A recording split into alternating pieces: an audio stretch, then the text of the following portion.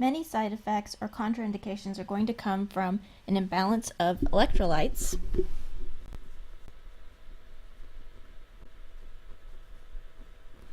The electrolytes that we're concerned with in this class and in the body are magnesium, calcium, potassium, and sodium.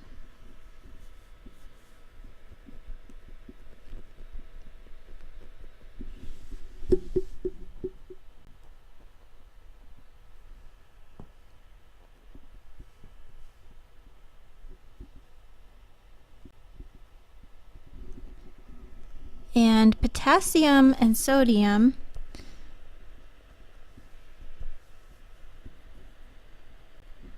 have odd abbreviations, but that is because the Greek word for potassium is kalium, and the Greek word for sodium is natrium. So that is why they are abbreviated with a K and with an NA. Now, generally in the body, we are going to be concerned with conditions of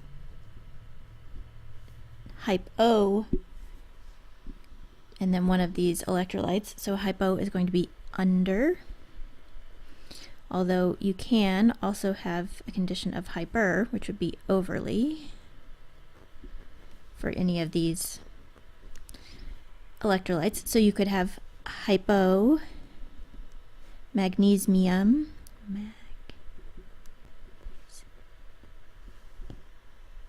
hypomagnesemia, or hypermagnesemia. You can have hypocalcemia,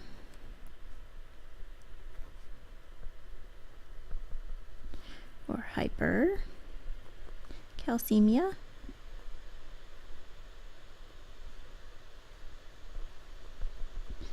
And then the sodium and potassium are going to be using their Greek names, so you are going to have hypokalemia, or hyperkalemia.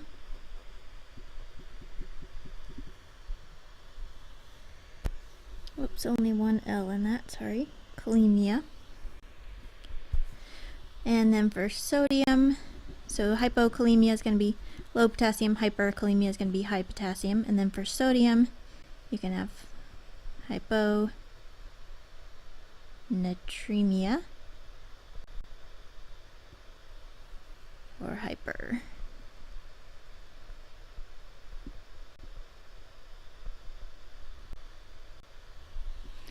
So those are the conditions that we're going to look at for the electrolytes, and like I said, generally we're in the OR we're going to be concerned with people that are too low, but you are going to see in some of the side effects or contraindications that some of the drugs are going to affect these balances of electrolytes in the body. Two words that come up in the pharmacology text about the eye that I thought I would spell out for you here. There is mydriatic action,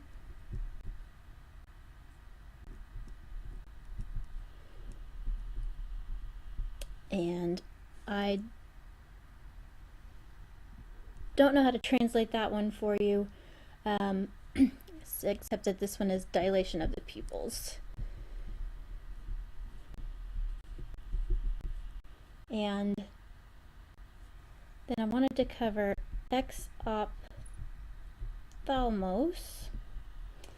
So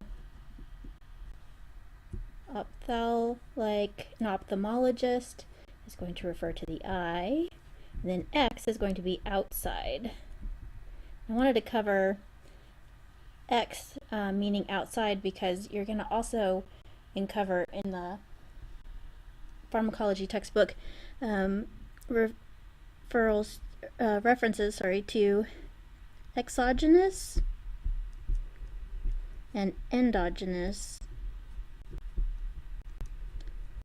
And exogenous is going to mean outside the body, and endogenous is going to be from within the body. is going to refer to things like if you have antibodies to fight cancer, you can manufacture them in a lab outside the body. Those are going to be exogenous, or they can be the natural stuff that's produced within your body. That's going to be endogenous. So exogenous and endogenous are good terms to learn, because those are going to also come up somewhere in the Surg Tech book, although I don't remember where they come up in the Surg Tech book. We talked about an antipyretic being an anti-fever drug, so hyperpyrexia is going to be overly fevered. So that's going to be having a fever, or an increase in fever. And then let's talk about terms relating to the heart, or the cardiovascular system. The first one is going to be hypotension. And that is going to be a below normal blood pressure. And then, of course, hypertension is going to be the opposite of that. So it's going to be an overly blood pressure, overly normal blood pressure. And there is arrhythmia. Not what you want to happen to your heart, because that means without rhythm, and that is when you have an irregular heartbeat. Tachycardia, we kind of already covered it briefly, but tachycardia, tachy means fast, cardia refers to your heart, and so then bradycardia similarly refers to a slow heartbeat. And just because it comes up in a couple of the chapters, tachycardia is going to be greater than 100, and bradycardia, I believe, is lower than 60.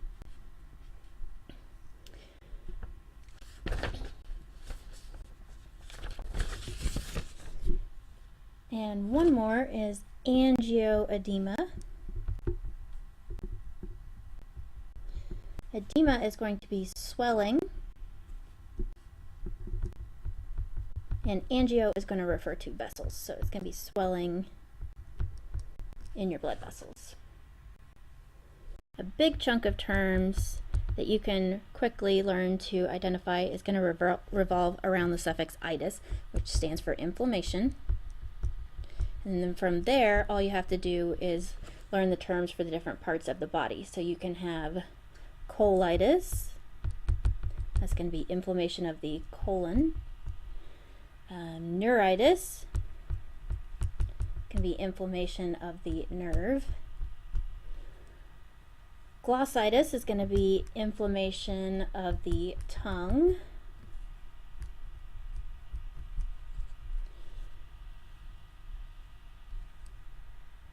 Dermatitis is going to be inflammation of the skin.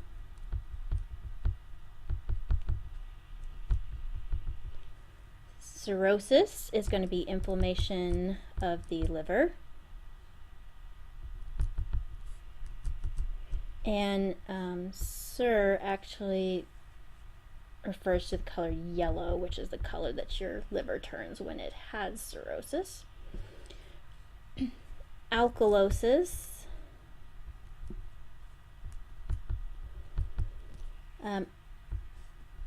Alk referring to basic as in the opposite of acidic. So alkalosis is going to be having blood that's too basic. Ketoacidosis.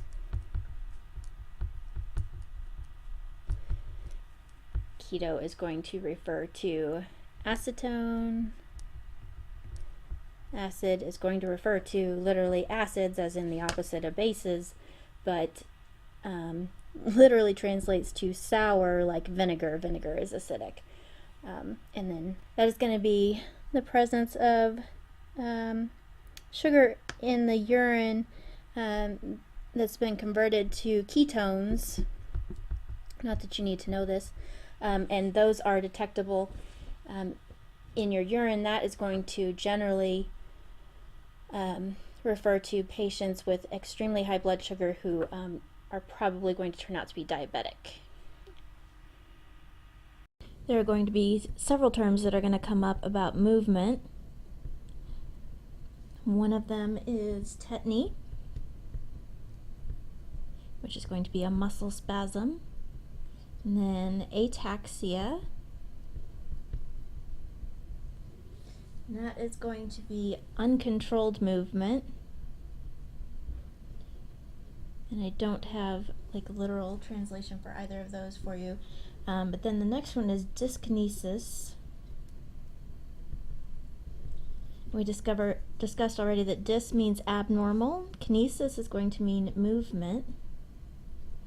So dyskinesis is going to be abnormal movement. And I wanted to bring this one up because we're going to talk about several terms in Surg Tech that cover the root kinetics. So there's pharmacokinetics,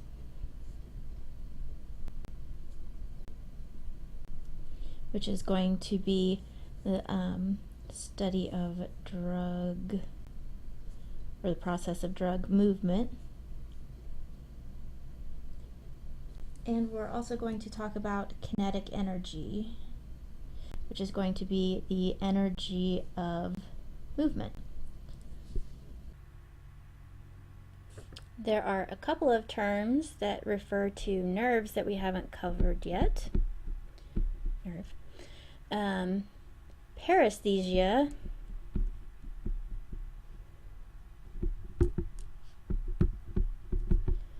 para is going to refer to two, and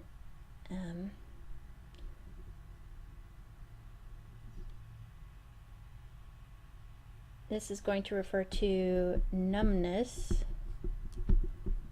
I think technically this goes back to like anesthesia. This is sensation. This is going to actually refer to numbness in the hands and feet, so things that you have pairs of, just like a paraplegic is someone who is paralyzed in both of their legs. Neuropathy, you're going to use, that's going to be neuro meaning nerve, pathy meaning disease. It's going to be problems in their nerves. And then if we talk about terms for pain, there's a number of various terms for different types of pain. So myalgia, as in fibromyalgia, is going to be muscle pain. Arthralgia, like arthritis, is going to be joint pain. Algia is pain. Angina is going to be chest pain.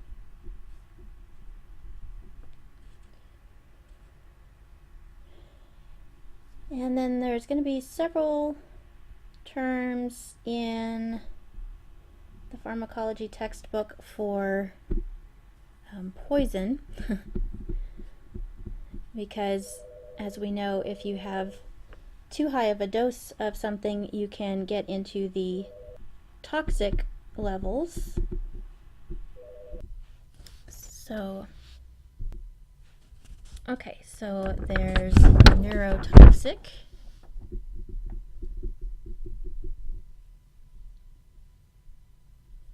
nephrotoxic,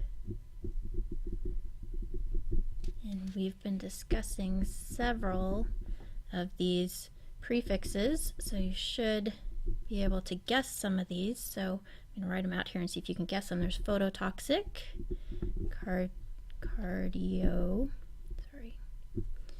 toxic, ototoxic, hepatotoxic,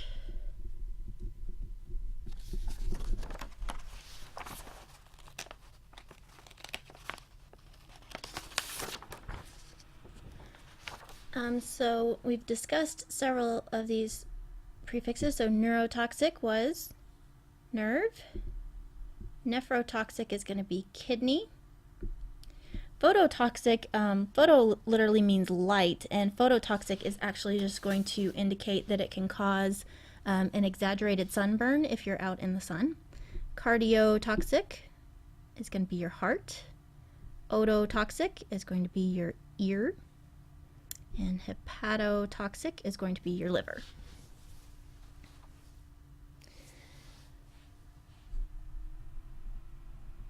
And